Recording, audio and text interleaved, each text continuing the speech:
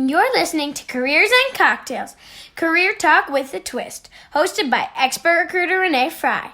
Let's get this party started.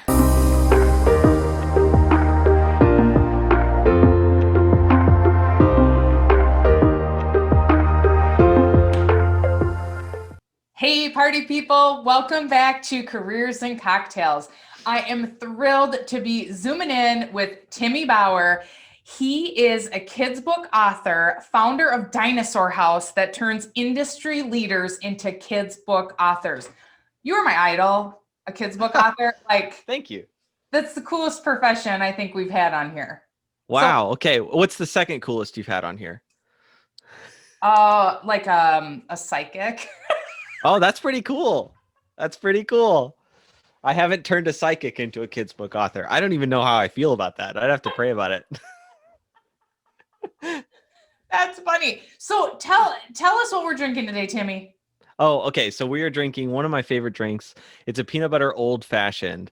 It's very similar to a regular old fashioned. It's a whiskey drink, but instead of using regular whiskey, you use peanut butter whiskey. And instead of using orange bitters or Angostura bitters, you use chocolate bitters. So yeah, it's a very simple drink. It will get you there quickly.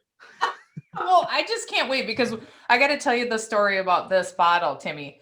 Okay. So I ordered this, and then I ordered the purple gin, Empress Okay. gin, because you can't get it in Wisconsin. This you can get in Wisconsin, but the Empress gin you couldn't. And so I ordered it from Cask Cartel, which I think is in New York. Anyway, like a month or two goes by, and I'm like, "Where's the booze?" Like, Megan, did you see the booze shipment? I haven't seen the booze shipment. It literally was lost. She had to file a report, and then they had to reship it out. So this is the first time I'm having it today. Okay. Awesome. Well, I just bought a new bottle, so we're both opening a bottle. Awesome. Okay, so I drink Screwball just because it's actually the only peanut butter whiskey that I know about. I have seen some others, but I couldn't name them to you. Yeah. So yeah, bottle of Screwball. That's the first ingredient. That's the main ingredient. Do I put my ice in now?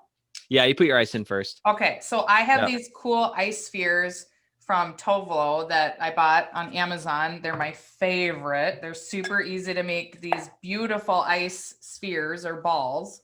Yeah. Yeah, I have a big rock ice. Basically cool. same thing. I got like silicone mold for it. Cool. I used to be a bartender at Disney. That's Really? where all this bartending stuff is coming from.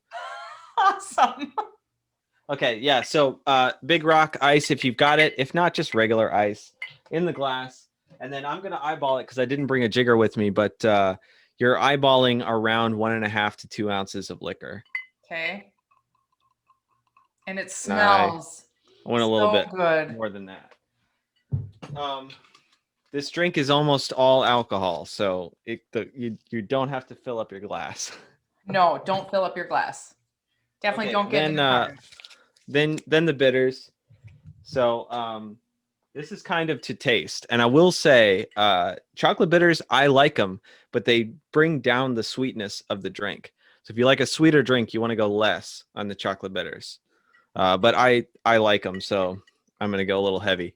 Typically, like you turn the bottle upside down and you shake it, and every shake is like a spritz.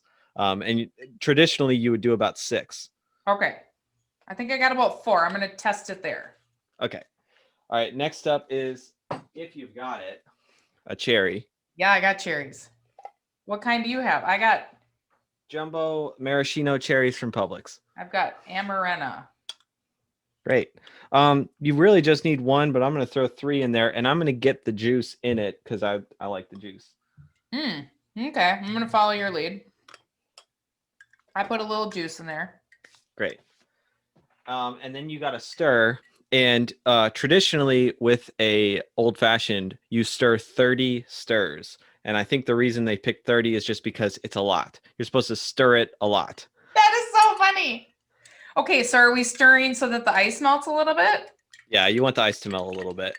Got it. Traditionally, the reason you would choose a big rock ice is so that you can control how much water to liquor you have. Right. The more stirring you do, the more water. The less stirring, the less water.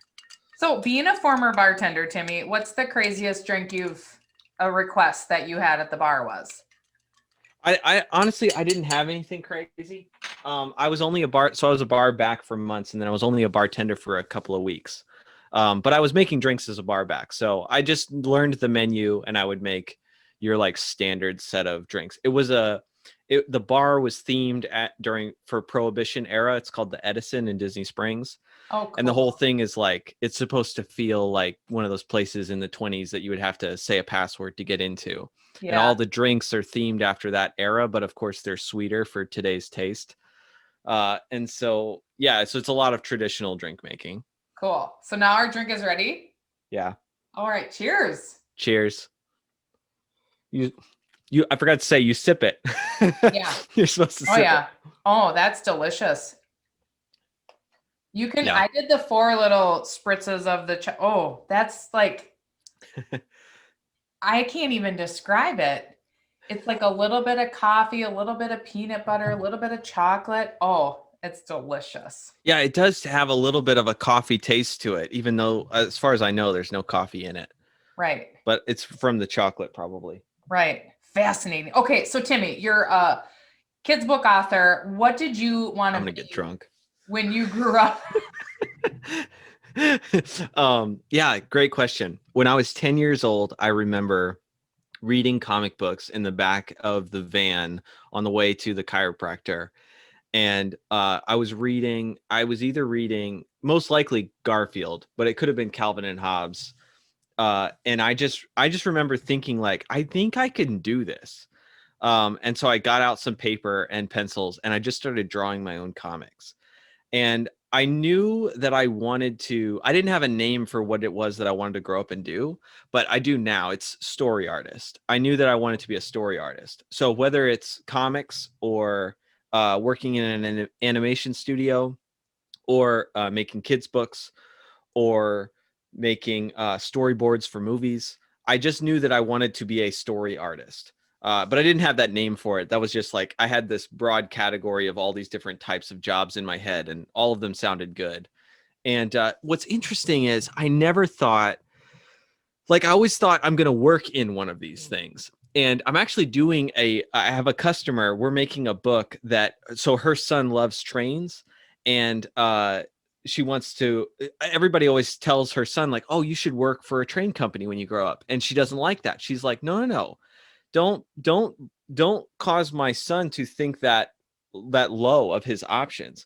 I want my son to think about owning a train company when he grows up. So Yes. our book is going to be about him owning the train company when he grows up. I like Uh, his mama.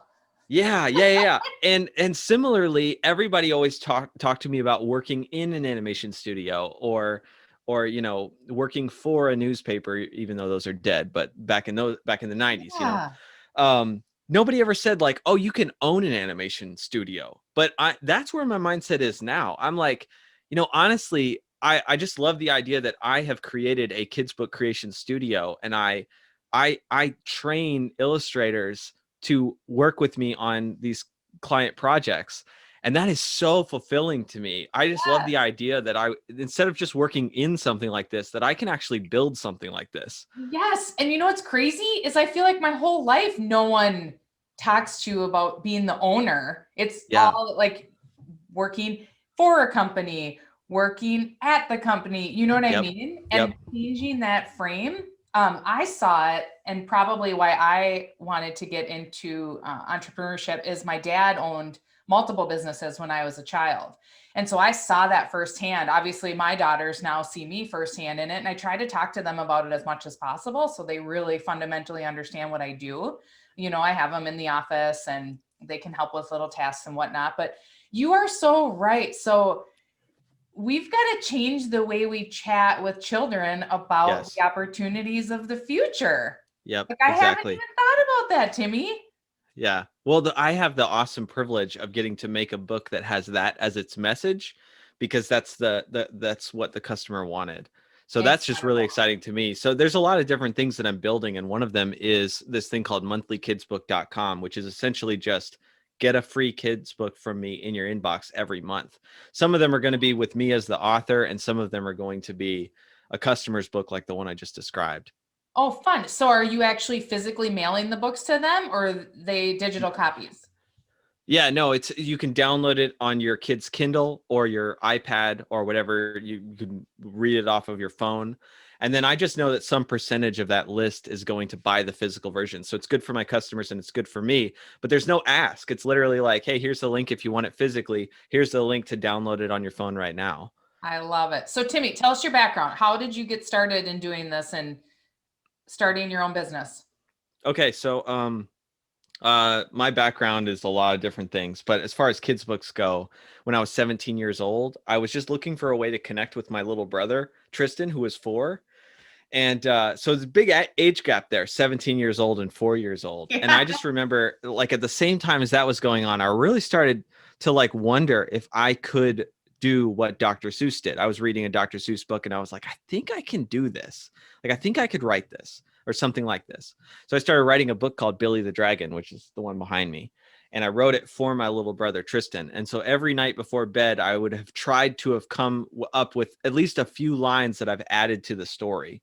And the goal was always like, can I get him? Can I scare him? Can I gross him out? Can I get him laughing? I was just trying to create some reaction in my little brother. And that created, I think, a deep connection that I have with Tristan, that like even today, he's a teenager and we hang out over video games together. And I just love spending time with him. And I think a big part of it is that connection that I formed with him over like, hey, I'm going to make a kids book for my little brother, Tristan. Oh, absolutely.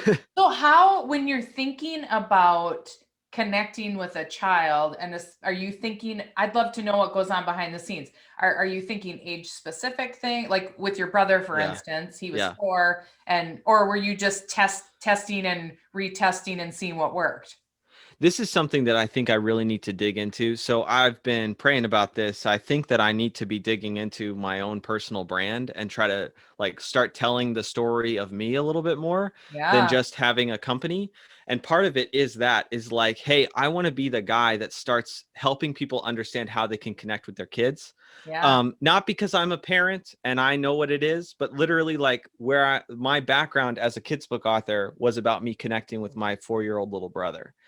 And so as far as what I've got so far, it's like, parents or just adults in general, adults have the things that they wish their kids were interested in. They have the things that they wish their kids liked. They have the things that they wish that they could connect with their kids about.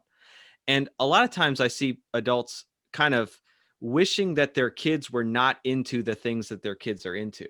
Which But is I so think sad.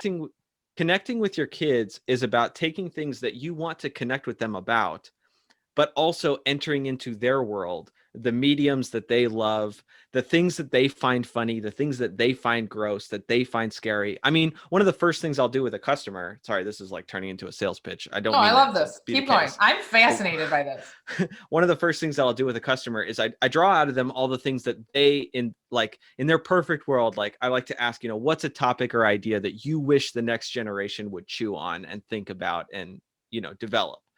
Um, and then I just start asking like, okay, let's go back in time. Cause if we're writing a kid's book together, it's going to be 7, 8, 9 years old as your target demographic.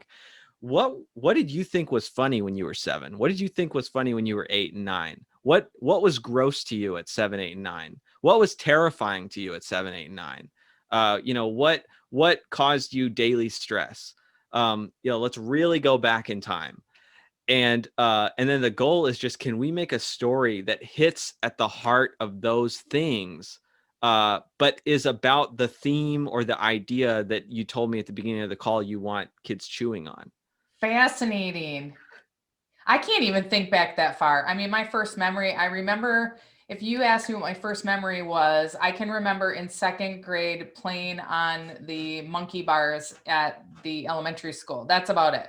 Like, Yeah. I don't know how I was feeling or what I thought was Yeah. funny. Well, I would probably dig into that a little bit and go, why were you on the monkey bars? Was it because you just liked the gymnastic activity of climbing monkey bars? Were you trying to impress your friends? How afraid were you of falling? Were you pretty fearless about it? Did you ever fall and hurt yourself? Like, these are things that I would want to dig into. And then I'd start pulling from my own experience. I remember me as a kid, I loved the idea that I was able to get on top of the monkey bars. I thought that was like this extra thing that a lot of other kids couldn't do. And then I could walk on top of the monkey bars. Little did I know that was the easier thing to do. Like, it's terribly hard with your shrimpy little arms that you have as a 7-year-old to get across the monkey bars. And what I just described to you, that's very much like what I would do in a customer call. So now we've got a thing that I can play with in a picture book. The idea of like a kid, thinking that it's better to be on top of the monkey bars versus trying to go across the way that requires you to actually have upper body strength. And I can play with the fact that, like, here's what a gymnast's arms look like. Here's what my arms look like. Like, kids are going to laugh at that kind of stuff. Absolutely. Oh my gosh. And all those questions would lead me right, now you got me thinking. So I love that. What can we celebrate for you or with you this week, Timmy? What are you celebrating? Oh, that's a good question. Okay, this week. Well, the week just started, so okay. Maybe last week. Last week. Last week, I had a customer that said that he was going to buy a book out on a retreat. And then he just sort of reiterated, we were on a group call this past week, and he reiterated, he was like, yeah, I'm going to be a customer. And I actually also want my business to be a customer as well. So we're going to do the book that I want to make, but then also we're going to take this stuff that I want my company to be about and turn that into a kid's book as well. So I potentially have turned this customer into 2 customers. I don't know, because I'm not that great at sales. So this is an area of development for me. But yeah, I think that's worth celebrating. Fantastic. Cheers. Cheers to that. That's so good. Okay. So you talked about personal brand, and you mentioned kind of when we were setting this up that you've always been afraid of diving into personal brand. Yes. Tell me more. Where does that come from? Because I worked at one of the biggest branding companies in the country. I worked at Target Corporation, and that's where I learned about personal brand and what brand meant as, personal branding and why it was so important. But what are you afraid of? Yeah, I think the fear is like, who am I? I'm just a nobody. I'm just nobody. Well, You're maybe Timmy not Bauer. to you. We've had a couple of conversations, but there's this fear that it's the fear of putting yourself out there and just being unremarkable. And the thing is, like, I know that it's not true, but it's one of those, like, I have faith, but also I question whether I'm just pumping myself up full of air. Oh gosh, do you have imposter syndrome is what we call it? So, I mean, I'm like, chronically... Is someone going to find you out, Timmy? Because we know you're writing the book, so you are not an imposter. Yeah. Imposter syndrome's been a big part of my life. I can say that I've made considerable progress about it. Like, in my 20s, I was full of imposter syndrome, and I probably still am today, but like, I could not stand up in front of you and say, like, I am really good at what I do. I couldn't say that to you in my 20s. I could say that to you now. I am genuinely good at what I do. I am genuinely good at making kids books that kids love. Well, I'm glad you got over that obstacle. Now, how do you get to the next level? Yeah, it's a great question. I don't have an answer for you. What's the worst that can happen if you start sharing about yourself? Yeah, so honestly, the worst thing that could happen is just no one pays any attention. And you know what? When I get in front of big groups and I speak in front of thousands of people, you know what the first thing I say to myself? No one's listening anyway. It's true. Nobody cares about you. They care about themselves. Yeah. Okay. That was a harsh thing to kind of wake up to, like, as a marketer. It's just, hey, people care about themselves. Oh yeah. So it's just all about, can you give them something that they will make about themselves? Right. And I don't have a marketing background. That's my weakness is I'm good at business development. Marketing is that's the area that I'm working on to improve. Ah, interesting. Didn't take any business classes. I sat in all these science and math classes. And anyway, we could talk about that for hours. I'm down. So tell me about your most recent project. You're working on a book right now. Yeah, I've got a few books that are in the works. Sorry, go ahead. No, go ahead. So I've got about 30 books that are in the works right now. About 10 of them are customer books. Uh, and then there's several that are potential customer books, meaning I'm developing the idea or the cover so that I can potentially pitch it to customers. So, for example, I want to be a pro water polo player when I grow up. That's a book that is a cover without an author because I think that somebody will want to make that book. So I want to get ahead of it and be like, hey, I've already made the cover. Let's talk about what the inside of the book looks like. Cool. I Or love if you it. don't like this cover, you can just see what it could look like, Cool. But what about the one when I was a kid in the blank decade? Yeah, so this I'm very, very into. And I actually I'll do this thing. This is gonna get a little woo-woo spiritual, but I genuinely I believe like this. woo-woo. So I'll go for walks and just pray. I pray about my business. And as a Christian, I think we pray as Christians pray about everything except for their business. It's for whatever reason, Christians generally are afraid to pray about their business. It sounds selfish to be like, God, please bring me customers.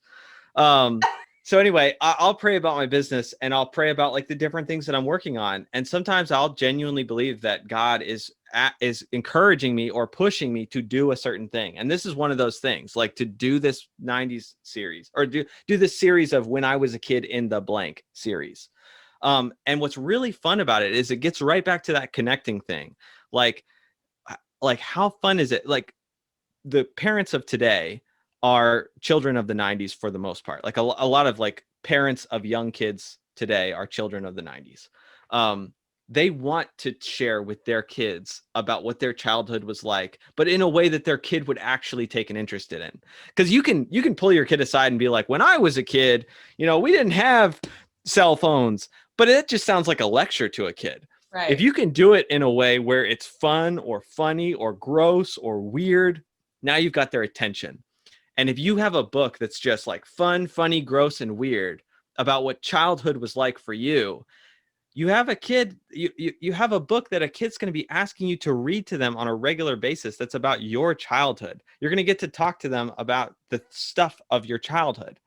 It's also kind of like tapping into just like the nostalgia of, we are all nostalgic about the decade that we grew up in. I'm nostalgic about the 90s. I can't help it. If I see something that's got a Super Nintendo on it, I just want to buy it. Yeah. Absolutely. Well, I'm an 80s girl, probably more so.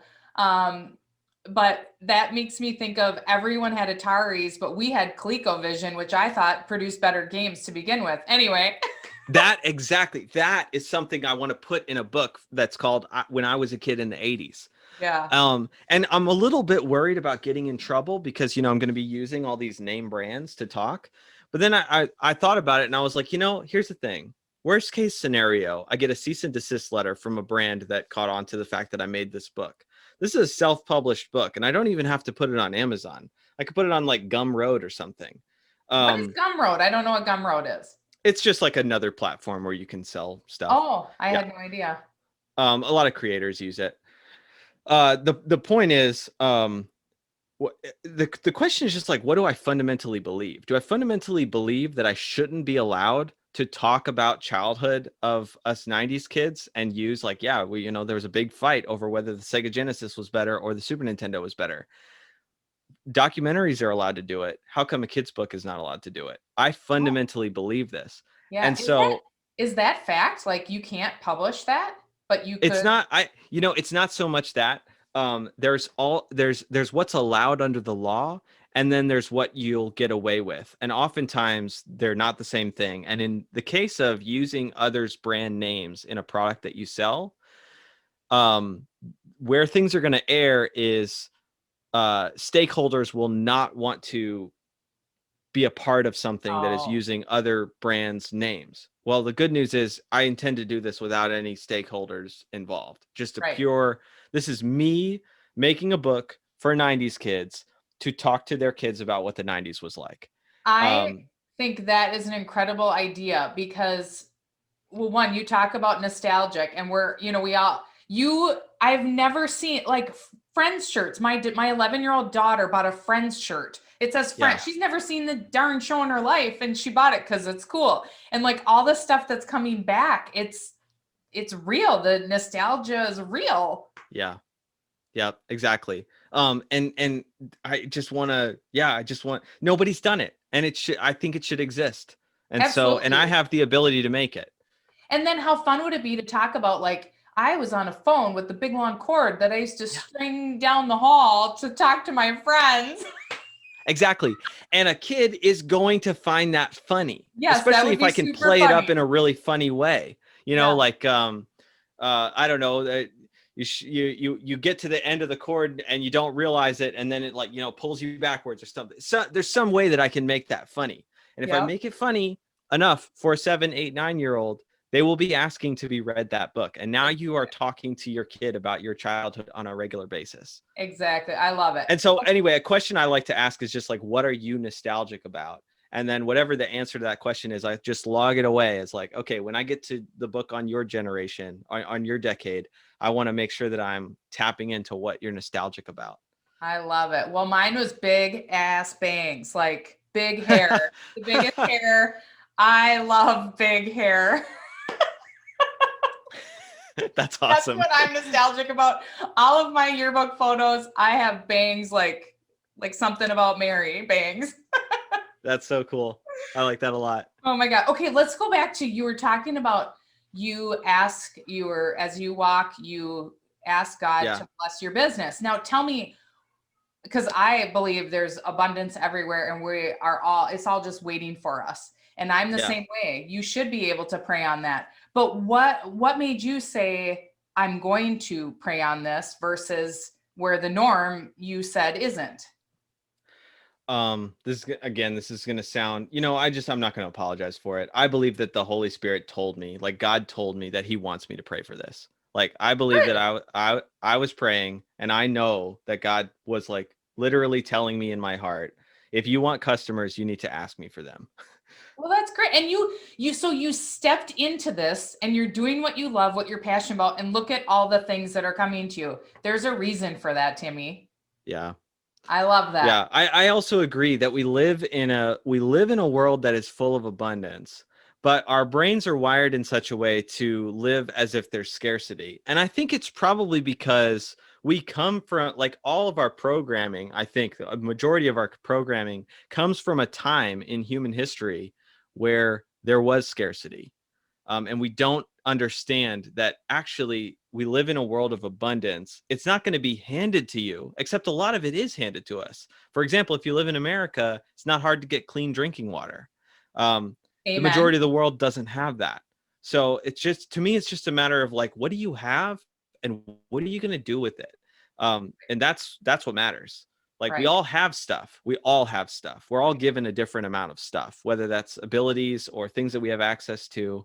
And I think if you're a believer in God, the question is, God, why did you give me this, and how can I be a blessing with it? Absolutely. It's all about, and gratitude. I feel like if you're grateful for things, then they come in more numerous quantities as well. And I can tell you, so I visualize the future, and 99% of the stuff comes true.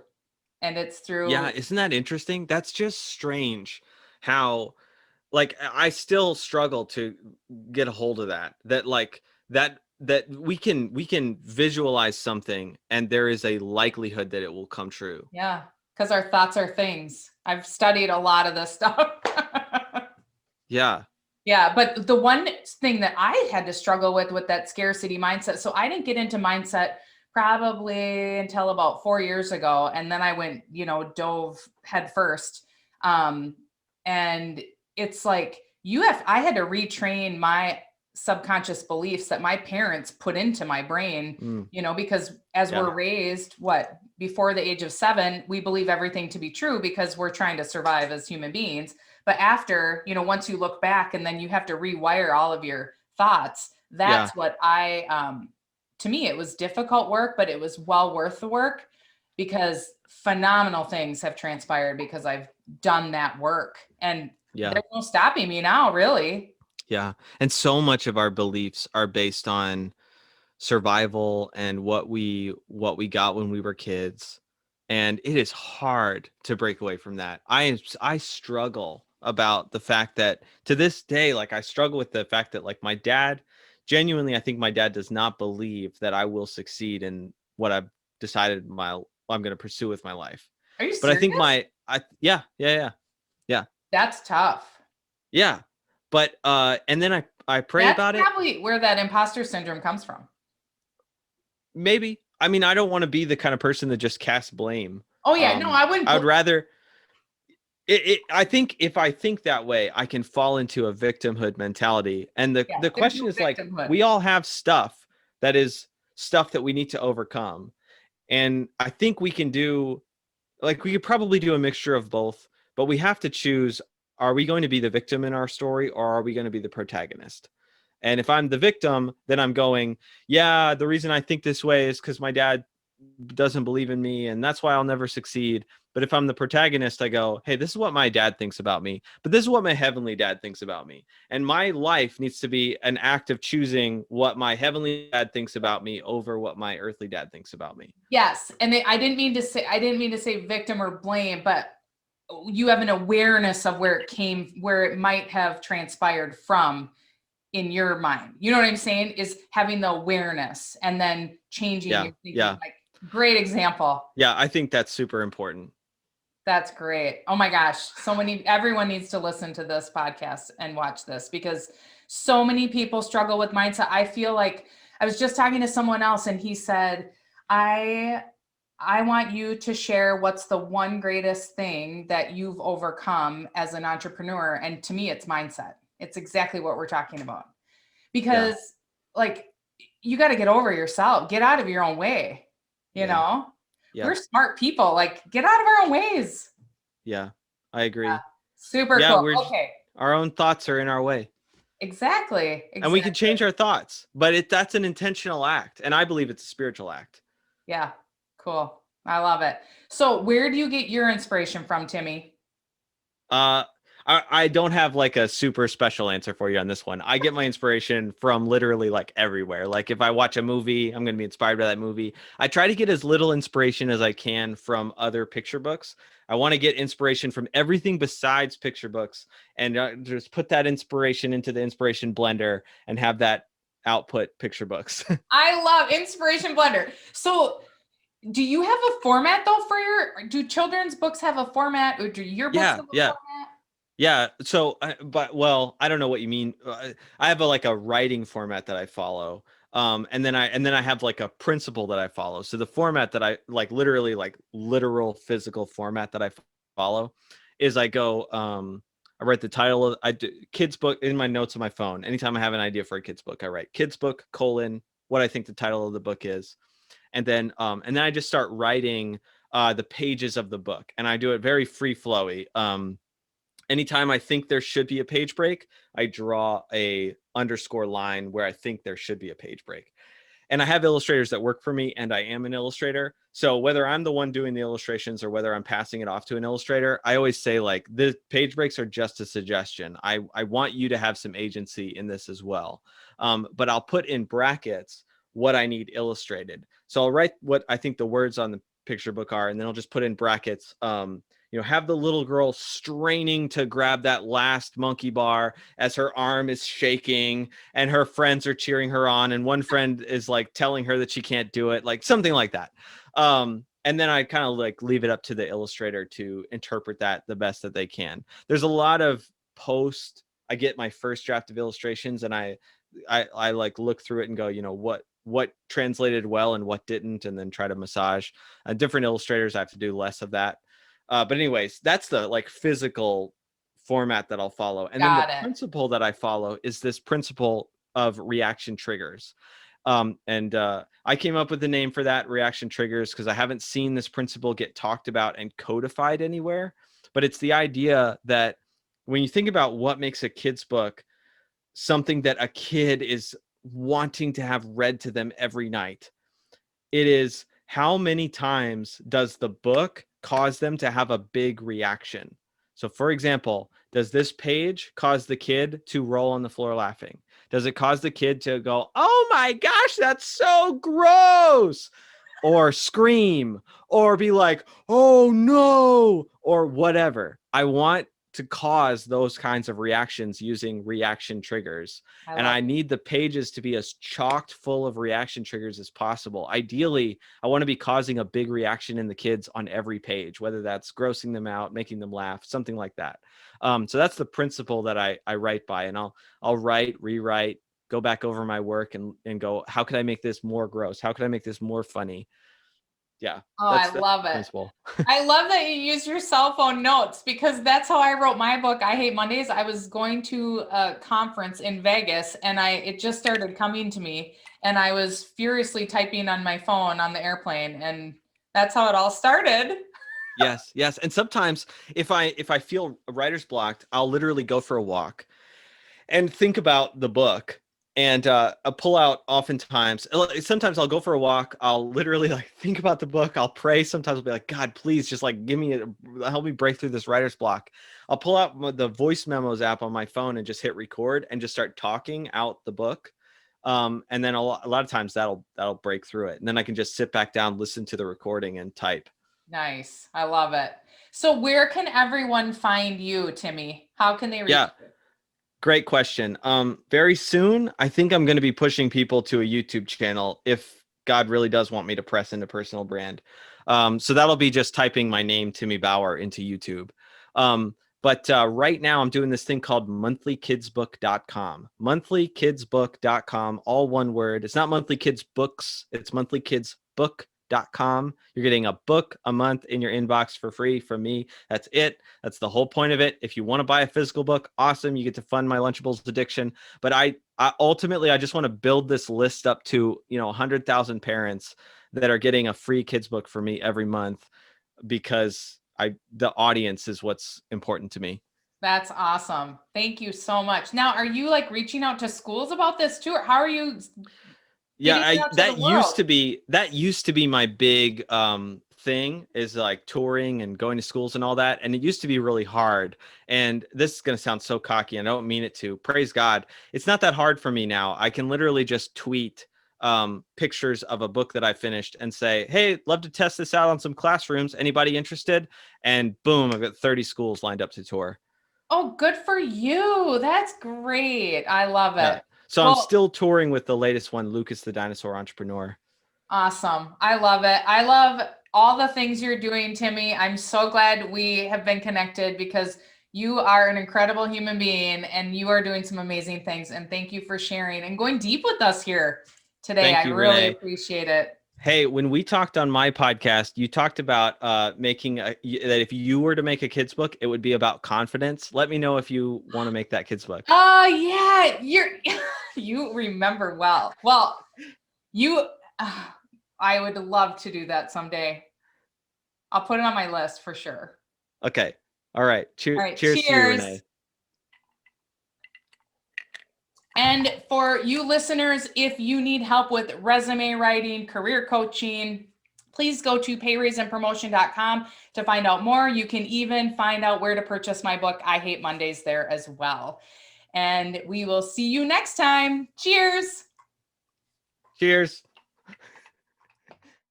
Thank you so much for tuning in. We are thrilled to have made a worldwide impact with listeners in 9 different countries.